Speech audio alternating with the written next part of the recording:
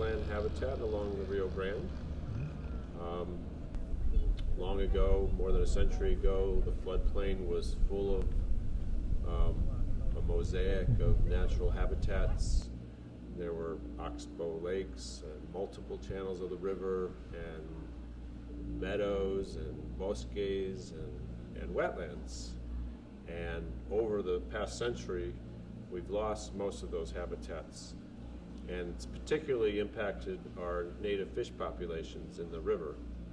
And so we are trying to restore native fish habitat. If you've got fish in the river and you've got the full complement of the kinds of fish that were there originally, then you know you're doing something right. Right now in the Rio Grande in southern New Mexico, we've lost 2/3 of our native fish species. So we know the river's in trouble. So it's important not just for restoring our fish, but also for the health of the river.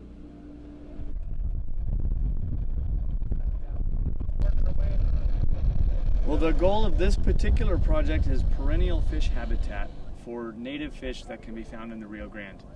As you know, the Rio Grande goes dry each winter as a result of them holding the water back up in the dams. And so this is actually a groundwater wetland. So the idea is that it will always have water in it. And it will create what's called slow water or backwater habitat. And so fish can populate this. And even when the river is dry, there will be habitat for the fish here. And the idea is that when the river is flowing, once the river is flowing, we've got a concrete channeled culvert that's right behind you over here. And when the water is flowing about 1,200 cubic feet per second, they can open a gate and water from the river will then come in here, bringing with it hopefully fish. Yeah, so we're doing some general cleanup, removing tumbleweeds and invasive species such as Phragmites, Arundodonax, and salt cedar, a real common invasive species out here. And we're replacing those with cottonwoods and Gooding's willow, coyote willow, and a variety of wetlands.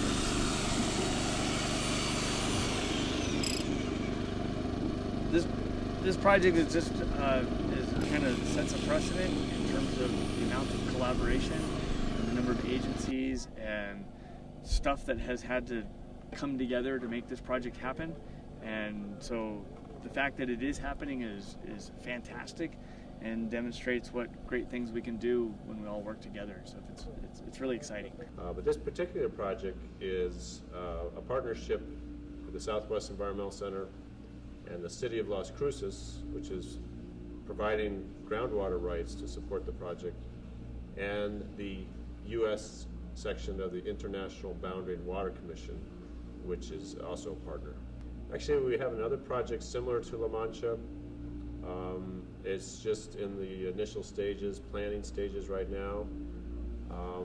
It's on the other side of the river, but close to La Mancha, utilizing the City of Las Cruces treated wastewater that is discharged to the river all year round. So it's actually one of the few areas of the Rio Grande where there's water year round. So we hope to take advantage of that. Again, there are multiple partners in that project, the city being, of course, one of the main ones.